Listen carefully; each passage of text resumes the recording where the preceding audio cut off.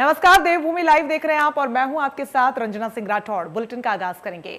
उत्तराखंड के कई जिलों में लगातार 1-2 दिनों से बारिश जारी है, जिससे कई सड़कें पूरी तरीके से बंद हो चुकी हैं और इसी के साथ नदियों का जलस्तर भी अब बढ़ गया है। तो वहीं मौसम विभाग ने फिर से अलर्ट जारी कर दिया है। पहाड़ी क्षेत्रों में लोगों में दहशत का माहौल देखने को मिल रहा है। बता दें कि प्रदेश के कई जिलों में रविवार को भी भारी बारिश हो सकती है। मौसम केंद्र ने इन जिलों में कई स्थानों पर भारी बारिश की संभावना जताई है, तो वहीं कुछ अन्य इलाकों में गर्जन के साथ आकाशीय बिजली चमकने और तेज बौछारें पड़ने का भी अनुमान जताया है। उत्तराखंड के अधिकतर इलाकों में रविवार के तीसरे दिन भी रुक रुक कर बारिश जारी है। पिछले 24 घंटों में उत्तराखंड में अधिकांश स्थानों पर मध्यम वर्षा मिली है, जबकि उत्तराखंड के पर्वतीय क्षेत्रों में कहीं कहीं भारी वर्षा देखने को मिली है। इसमें चमोली और पौड़ी जनपदों में भारी से लेकर बहुत भारी वर्षा भी रही है।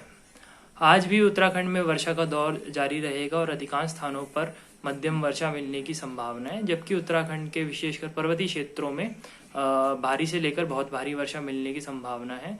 इसमें पिथौरागढ़, बागेश्वर, चमोली, रुद्रप्रयाग, उत्तरकाशी, टिहरी, पौड़ी, नैनीताल जनपद खास करके इनमें नदियों का जल स्तर बढ़ सकता है, जबकि जो छोटी नदियां हैं, नाले हैं, झरने हैं, उनमें जो है पानी का बहाव तेज हो सकता है। तो उसकी वजह से जो इनके किनारे रहने वाले लोग हैं उनको परेशानी। उत्तराखंड सरकार ने कोरोना कर्फ्यू को 1 हफ्ते के लिए बढ़ा दिया है।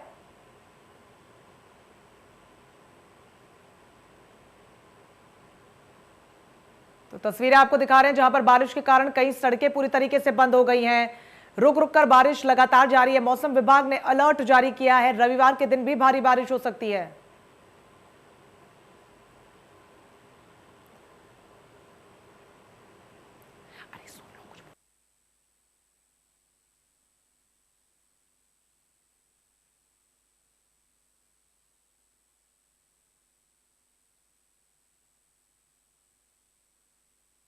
तबाही का मंजर अपने आप में भयावह।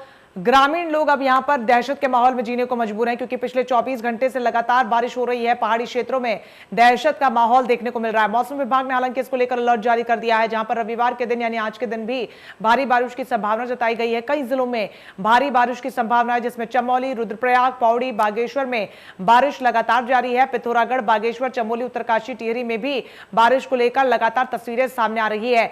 ऐसे में मानसून आते ही जिस तरीके की भयावह तस्वीरें उत्तराखंड से सामने आती हैं वो किसी से छिपी नहीं। और एक बार फिर से ऐसी ही तबाही का मंजर जो कि तस्वीरों में आप देख सकते हैं, लगातार लोगों को खासी परेशानियां हो रही है। आवाजाही को लेकर काफी समस्याएं देखने को मिल रही हैं, जहां पर एक के बाद एक जो तस्वीरें सामने आ रही हैं वो अपने आप में डराने वाली। हालांकि मौसम विभाग ने पहले ही लोगों को अलर्ट कर दिया है, घरों पर रहने की हिदायत दी है, क्योंकि बारिश के कारण सड़कें पूरी तरीके से बंद हो चुकी हैं और आने वाले समय में भी खासतौर पर आज रविवार के दिन भी भारी बारिश की संभावना जताई गई है।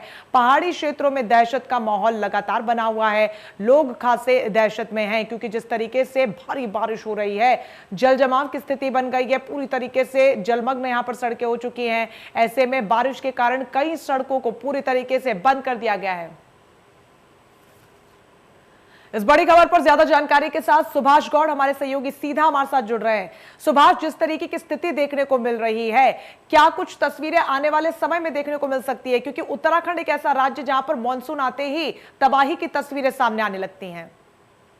उत्तराखंड में जिस तरीके से पिछले 2 से 3 दिनों में बरसात हुई है, उसके बाद से ही जो पर्वतीय क्षेत्र है, खासतौर से जो हिल स्टेशन वाले क्षेत्र हैं, जहाँ पहाड़ हैं, दूर दराज के जो क्षेत्र हैं, चाहे चमोली जनपद की बात कर ली जाए, रुद्रप्रयाग की बात कर लीजिए, उत्तरकाशी, टिहरी या फिर कुमाऊं मंडल में अगर कहा जाए तो पिथौरागढ़, चंपावत, बागेश्वर जैसे जो जिले हैं, यहाँ बरसात लगातार जारी हो है और इसके साथ ही तबाही का मंजर भी लगातार दिखने को मिल रहा है। खासतौर से जो नदियां हैं वो अपने उफान पर, और साथ ही न केवल नदियां बल्कि जो छोटे छोटे गाढ़ गदेरे हैं उनमें भी काफी पानी देखने को मिल रहा है। लेकिन बड़ी चीज ये है कि मौसम विभाग ने इसको लेकर पहले ही अलर्ट जारी कर दिया था और मौसम विभाग की जो भविष्यवाणी थी उसके मुताबिक जो पर्वतीय क्षेत्र हैं उनमें पहले ही अलर्ट जारी कर दिया गया था। और ये भी हिदायत दी गई थी कि जो लोग हैं वो अपने घरों से बाहर ना निकलें और जो नदी क्षेत्र के आसपास जो भी मकान है उन्हें खाली करने के भी निर्देश दिए थे, क्योंकि जिस तरीके से नदी अपने उफान पे थी और देखा जा रहा है कि कई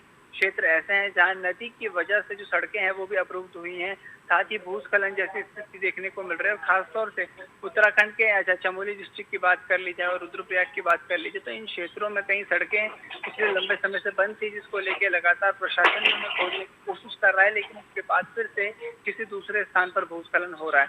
तो कहा जा सकता है मानसून की शुरुआत में ऐसी स्थिति है तो धीरे धीरे प्रदेश के उन पर्वतीय क्षेत्रों की क्या स्थिति होगी उसका अंदाजा आप लगा सकते हैं। हालांकि जो आपदा विभाग की टीम है वो भी अलर्ट मोड पर है। इसके साथ जिला प्रशासन की टीम है, पुलिस की टीम है, बीआरओ की टीम है, सभी लोग मुस्तैदी से कार्य कर रहे हैं।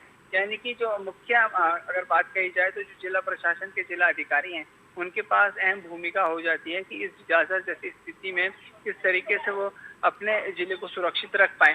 जहाँ भी सड़कें बंद हो रही हैं उन्हें जल्द से जल्द खोलने की कोशिश की जा रही है। कनेक्टिविटी पूरी तरीके से सुचारू रूप से चले, इसकी तैयारी भी लगातार जिला प्रशासन करता हुआ नजर आ रहा है। जी बिल्कुल, तमाम तैयारियां कर ली गई हैं। सबके बीच लोगों को हिदायत दी है कि वो घरों पर ही ठहरे। बहुत शुक्रिया आपका सुभाष गौड़ तमाम जानकारी के लिए।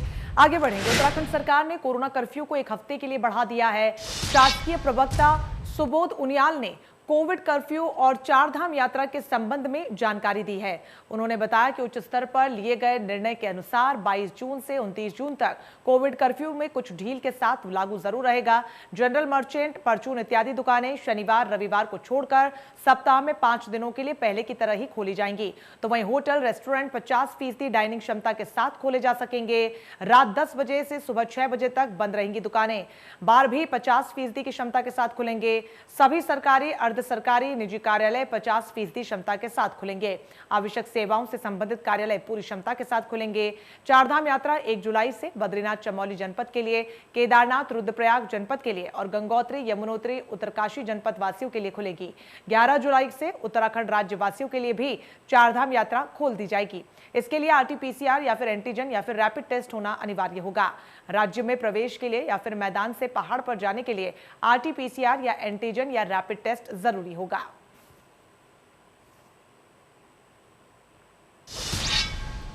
प्रदेश में कोरोना संक्रमित मामलों और मरीजों की मौत कम हो रही है। बीते 24 घंटे में 220 नए संक्रमित मिले हैं और 5 मरीजों की मौत हुई है, जबकि संक्रमितों की तुलना में ठीक होने वाले लोग यहां पर कम हैं। कुल संक्रमितों की संख्या आपको बता दें कि 3 लाख से भी ज्यादा हो गई है, जबकि पूरे प्रदेश में 220 कोरोना संक्रमित पाए गए हैं। देहरादून जिले की बात करें तो 94, अल्मोड़ा में 24, टिहरी में 21, हरिद्वार में 20, नैनीताल में 17, उधम सिंह नगर में 14, पौड़ी में 9, उत्तरकाशी में 8, रुद्रप्रयाग में 7, चंपावत में 3, बागेश्वर, चमोली व पिथौरागढ़ जिले में 1-1 संक्रमित मिला है। वर्तमान में कोरोना मृत्यु दर 2.8%, रिकवरी दर 95.26% हो गई है, तो वहीं संक्रमण दर 6.42% दर्ज की गई है। 3220 सक्रिय मरीजों का उपचार अभी भी चल रहा है।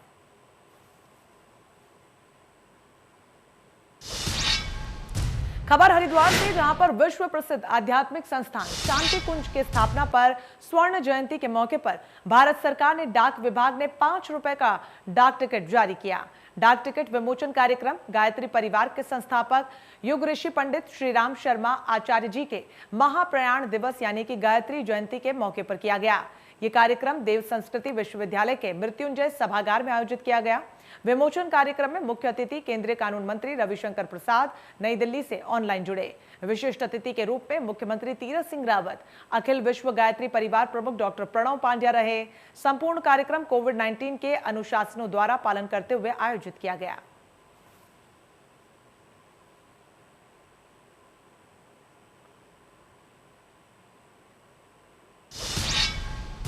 अब बात ब्लैक फंगस की। प्रदेश में ब्लैक फंगस के बढ़ते मामलों ने स्वास्थ्य विभाग की चिंताओं को भी बढ़ा दिया है। शनिवार को 13 नए मरीजों में ब्लैक फंगस की पुष्टि हुई है, जबकि 3 मरीजों ने इलाज के दौरान अपना दम तोड़ दिया। कुल मरीजों की संख्या अब 446 हो गई है, तो वहीं मौत का आंकड़ा 76 के पार पहुंच गया। शनिवार को देहरादून जिले में ब्लैक फंगस के 13 नए मामले सामने आए और 3 मरीजों की जान चली गई। एम्स ऋषिकेश में 11, हिमालयन हॉस्पिटल जलीग्रांट में 2 नए मरीज भर्ती किए गए।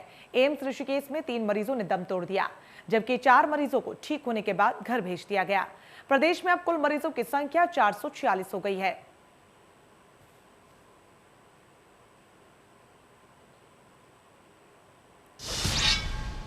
अब बात मुख्यमंत्री तीरथ सिंह रावत की, जिन्होंने एक बार फिर से कहा है कि हरिद्वार कुंभ में कोरोना टेस्ट में हुए फर्जीवाड़े के जो भी दोषी होंगे उसके खिलाफ सख्त कार्रवाई की जाएगी।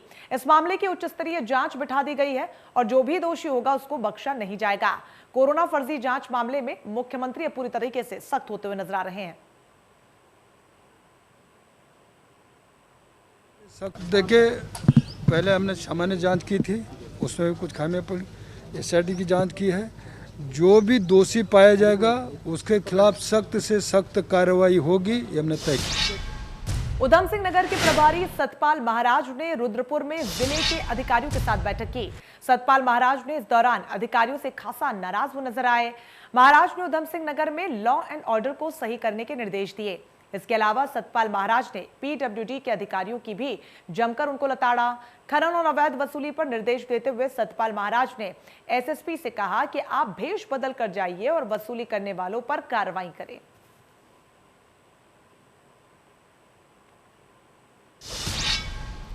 आज गंगा दशहरा का स्नान है और इस बार कोविड संक्रमण के चलते पुलिस प्रशासन ने हर की पौड़ी पर गंगा स्नान पर रोक लगाई हुई है। हालांकि अन्य घाटों पर श्रद्धालुओं को कोविड-19 की गाइडलाइंस का पालन करते हुए स्नान की छूट दी गई है। अन्य राज्यों से गंगा स्नान को आने वाले श्रद्धालुओं को बॉर्डर पर ही रोका जा रहा है।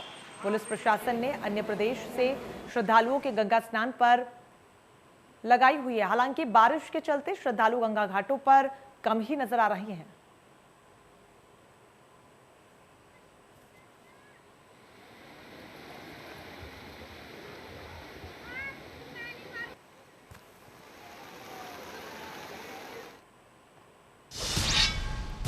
उत्तराखंड के पहाड़ों में हो रही लगातार बारिश ने नदी नाले उफान पर ला दिए हैं। नदियों का पानी मजबूरन मैदानी इलाकों में छोड़ा जा रहा है।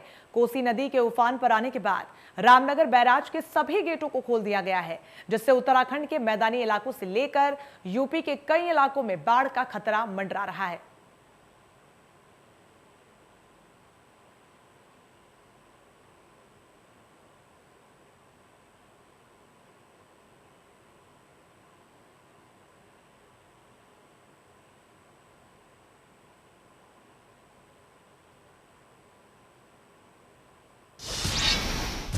हरिद्वार महाकुंभ में कोरोना जांच में हुए महाघोटाले पर उत्तराखंड कांग्रेस के प्रदेश अध्यक्ष प्रीतम सिंह ने भाजपा सरकार पर जमकर हमला बोला है और पूरे घोटाले का पर्दाफाश करने के लिए हाईकोर्ट के सिटिंग जज की निगरानी में न्यायिक जांच करवाने की मांग करते हुए ऐसा न होने पर 25 जून से राज्यव्यापी आंदोलन का ऐलान कर दिया।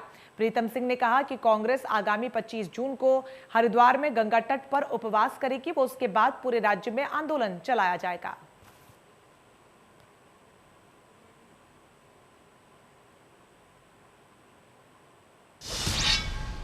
आईआईटी रुड़की और दिल्ली विकास प्राधिकरण के बीच दिल्ली को संवारने के लिए एक एमओयू साइन हुआ है, जिसमें आईआईटी रुड़की के सिविल डिपार्टमेंट के वैज्ञानिक कमल जैन शामिल हैं।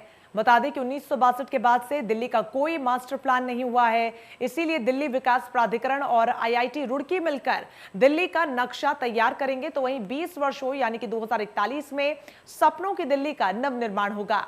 रहन सहन की तमाम सुविधाओं को ध्यान में रखा जाएगा। मास्टर प्लान के तहत बनाए जा रहे नक्शे में दिल्ली के हर भवन के वितरण की तस्वीर इंटरनेट पर होगी, जिसमें खास तौर पर भवन स्वामी का नाम, माप सहित कई जानकारियां उपलब्ध होंगी। मास्टर प्लान को तैयार करने में यूएवी ड्रोन का इस्तेमाल किया जाएगा, जिसकी मदद से पानी निकासी की दिशा बताई जाएगी, उसे कम करने की सुविधा मिल सकेगी। आईआईटी रुड़की के प्रोफेसर कमल जैन का कहना है कि 2041 तक दिल्ली एक मॉडल सिटी बन जाएगी और लोगों को सारी सुविधाएं मिलेंगी, जिसमें जल भराव, सीवरेज सिस्टम, इंटरनेट की बेहतर सुविधाएं भी शामिल होंगी।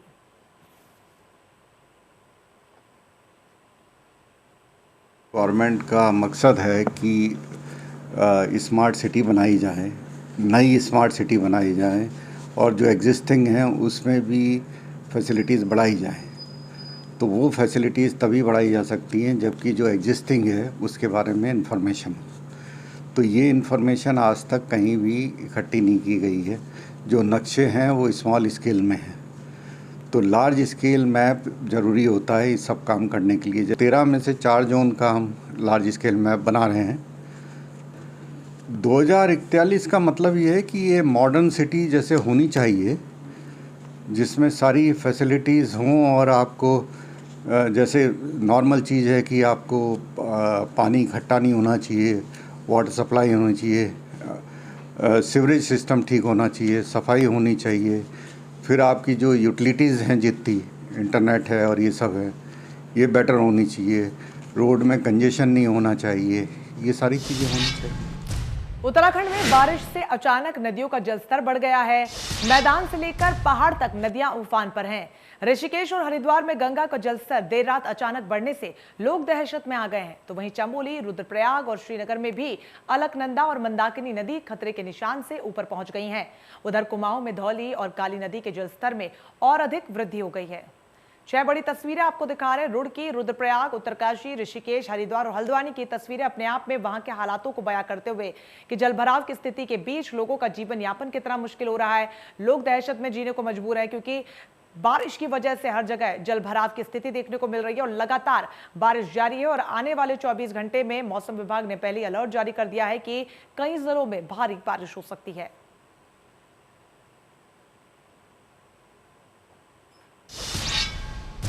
आज गंगा दशहरा है, लेकिन पहाड़ों पर हो रही भारी बारिश के चलते ऋषिकेश त्रिवेणी घाट में गंगा का जलस्तर काफी बढ़ा हुआ है।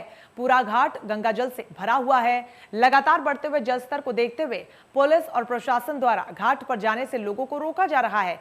तो वहीं त्रिवेणी घाट चौराहे पर ही पुलिस द्वारा बैरिकेड लगा के वहां पुलिसकर्मियों को तैनात कर दिया गया है ताकि कोई भी घाट पर ना जा सके। भारी बारिश के चलते गंगा नदी में जलस्तर काफी बढ़ चुका है। गंगा नदी के किनारे रहने वाले लोगों के घरों में पानी भरने के कारण लोग सारी रात दहशत में रहे। पीएससी के जवानों और स्थानीय पुलिस ने लोगों को घरों से निकालकर सुरक्षित स्थान पर पहुंचाया।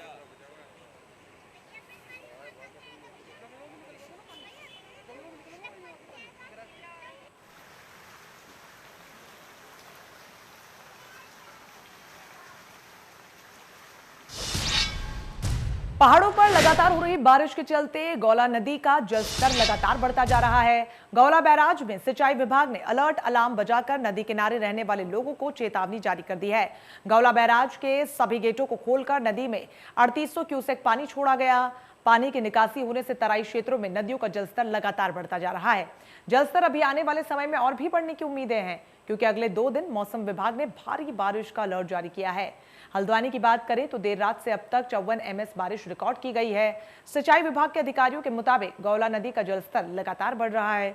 नदी के किनारे रहने वाले लोगों को अलर्ट भी किया गया है।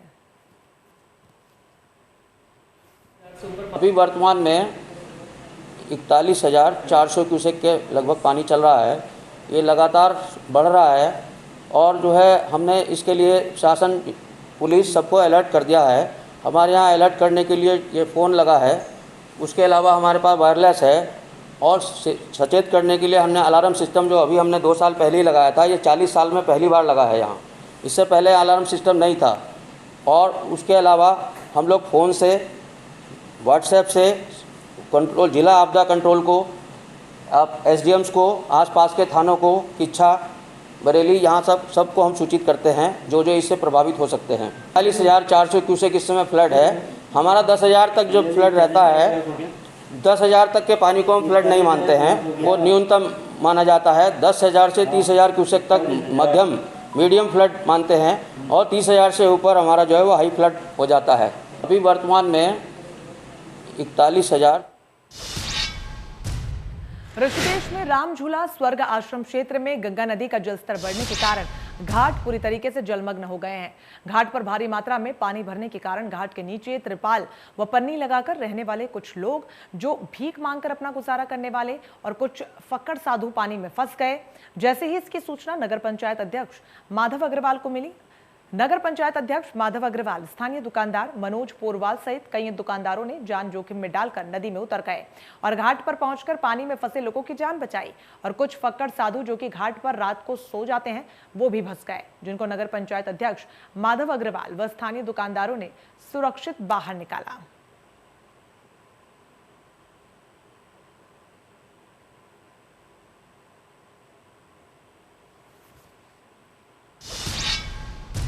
हरिद्वार में गंगा का जलस्तर खतरे के निशान के ऊपर बह रहा है। शनिवार को गंगा का जलस्तर 294.35 रिकॉर्ड किया गया।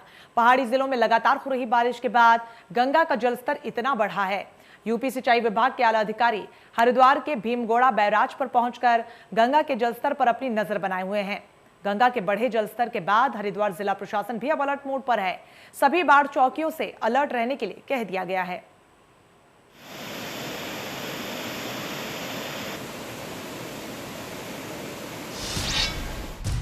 इसी के साथ देवभूमि लाइव में फिलहाल के लिए बस इतना ही, लेकिन लगातार बड़ी खबरों के लिए बने रहिए हमारे साथ। नमस्कार।